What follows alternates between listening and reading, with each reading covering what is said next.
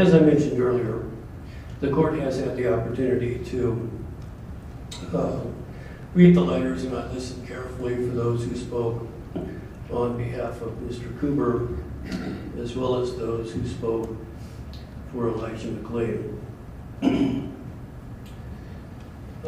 the matter comes before the court for sentencing in this matter, as Mr. Cooper was convicted of the offense of criminally negligent homicide, a Class 5 felony in the state of Colorado, pursuant to 18.3.105 of the Colorado Revised Statutes.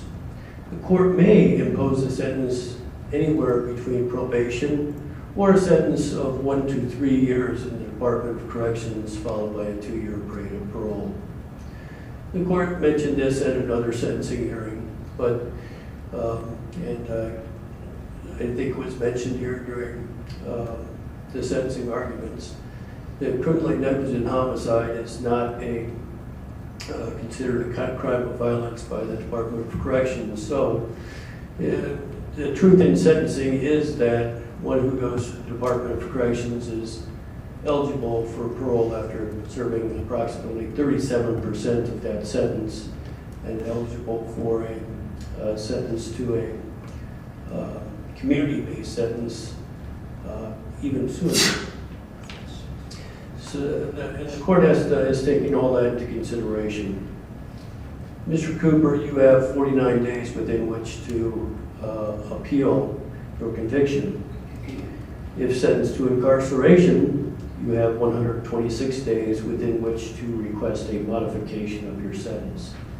You do have the right to be represented by counsel for the purposes of your appeal, and if you were found to be indigent, the court could appoint counsel to represent you in that appeal.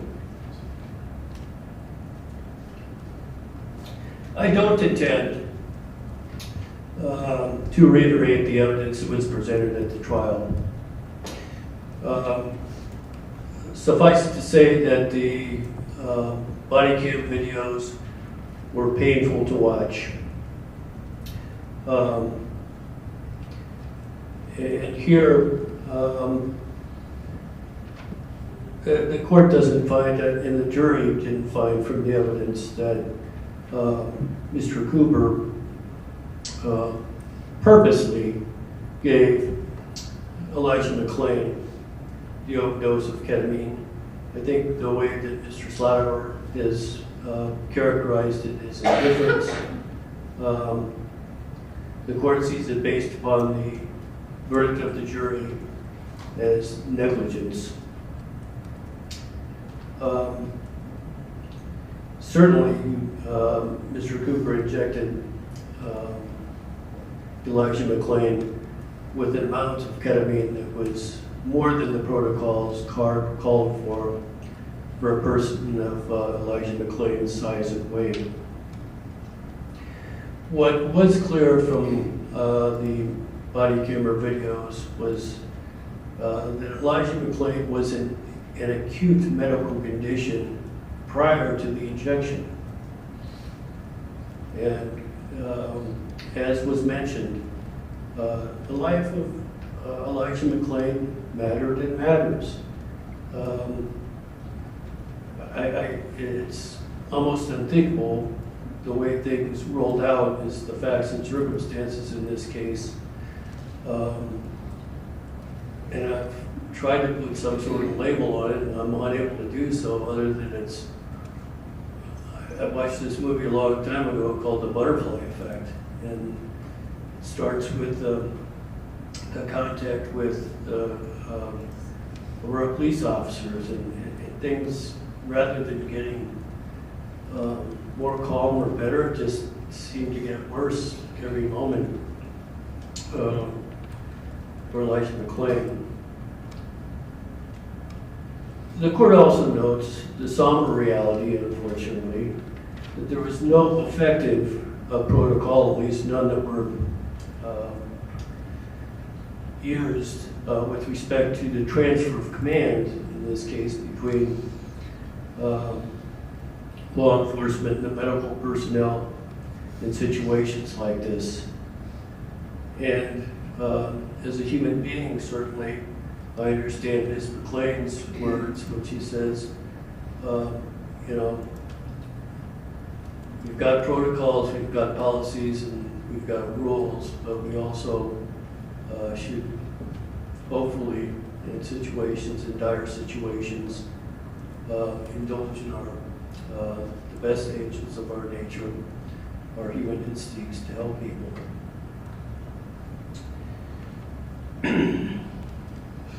Certainly, Mr. Cooper was at the scene for a sufficient amount of time to have intervened. Yet he was in a situation, and the court notes there was some oversight, certainly, but part of the testimony, even from the expert witnesses, indicated that they have to rely upon the information that they get once they arrive on scene. And I'm not saying that Mr. Cooper wasn't on the scene for a somewhat significant amount of time, but there were a number of things that occurred prior to his arrival that were significant. He was in a situation where he was obliged to rely upon the information relayed to him by really the only witnesses that were there, and those were the law enforcement personnel. And that information that was relayed was clearly deficient. The court has to look at the nature and the elements of the offense. The court notes that the jury verdict did not reflect that Mr. Cooper's actions were performed after deliberation, intentionally, knowingly, or even recklessly. The verdict reflects the jury found that Mr. Cooper failed to perceive the substantial and unjustifiable risk that Elijah McClain would die, and in doing so, we grossly deviated from the standard of care that a person would employ in this situation. The character and rehabilitative potential of the offender. Here, based upon what I've heard today from the friends and family of Mr. Cooper, and again, there were scores of letters, I have no doubt that Mr. Cooper's general character is of a good quality. The court, based upon the overall circumstances, finds that the rehabilitative potential to really be largely irrelevant in this situation. There were aggravating circumstances, and some of them were articulated by Mr. Slatauer, and certainly an aggravating circumstance in any sort of crime or offense is the death of an individual who really fell into a situation that was no fault of his own. The mitigating circumstances the court must look at include, the court does believe that Mr. Cooper is contrite. He has no criminal history. This is his first brush with the justice system.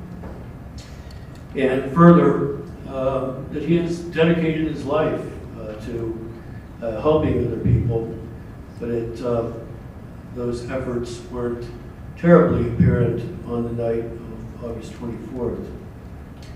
The statutory factors the court must look to are in 18-1102.5 of the Colorado Revised Statutes. That's to punish a convicted offender by assuring the imposition of a sentence that's deserved in relation to the seriousness of the offense. Under subsection B of that same statute, it recognizes that part of these goals are to assure the fair and consistent treatment of all convictors, all folks convicted by eliminating unjustified disparity in sentencing and providing fair warning of the nature of the sentence to be imposed and establishing fair procedures for the imposition of sentences. Interestingly, in the court, the Department of Corrections used to, in their yearly reports, kind of have a nice published handout, I suppose, for the legislators so they could figure out what was going on. But I always took a look at it before I imposed a sentence. Unfortunately, they've kind of lumped of a whole bunch of offenses together. And it's not much of a help for a judicial officer to try to find sentences in similar situations.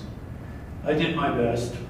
And in 2023, there were a couple sentences handed out for criminally negligent homicide in the state of Colorado. In Montezuma County, there was a case where it was a gentleman who was hunting and shot and killed another hunter. He was sentenced to 90 days in jail. Another hunter with a bow this time in Garfield County, who was sentenced to 6 months in the county jail. Going back a few decades, and we discussed this case during the trial, Nathan Hall, as I believe was his name was, and that was in Summit County. He was an expert skier who was out of control and killed another skier while he had alcohol and marijuana in his system. He was sentenced to 90 days in jail. With, I suppose, some irony, a law enforcement officer, and I'm forgetting his name, it's Eduardo Landeros, was, I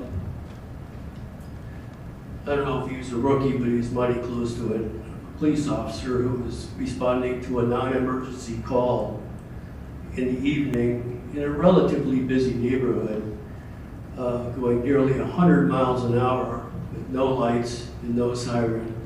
That ended in the death of an individual who had nothing to do with the call.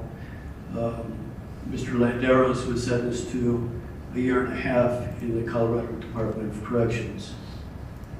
The next one is somewhat shocking to the court.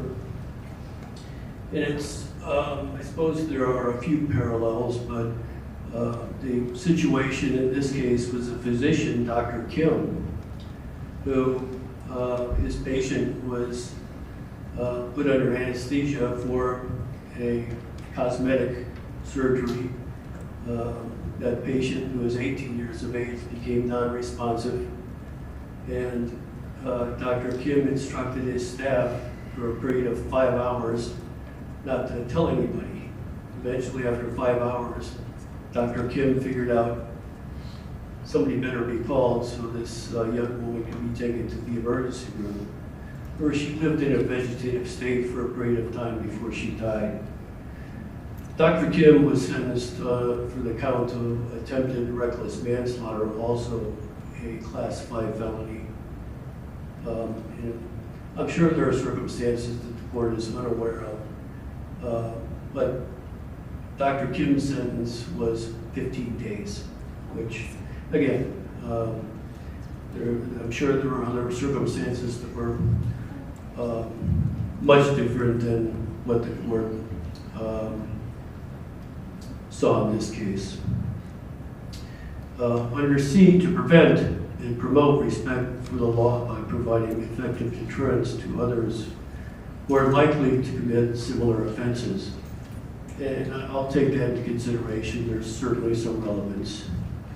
To promote rehabilitation by encouraging programs, correctional programs actually, that elicit the voluntary cooperation and participation of convicted offenders. As the court mentioned earlier, the court does not see rehabilitation really as an issue in this case. E, to select a sentence length, and a level of supervision that addresses the offender's individualized or individual characteristics and reduces the potential that the offender will engage in criminal conduct after completing the sentence. Here, looking at the individual characteristics of Mr. Cooper, the court would find that the potential for future criminal conduct is really not a factor the court needs to consider in this case. The next factor, under subsection F, to promote acceptance of responsibility and accountability by offenders, and to provide restoration and healing for victims and the community, while attempting to reduce recidivism, which again the court does not see as an issue here. But other than recidivism, there are factors in subsection F that the court must weigh and consider in this case.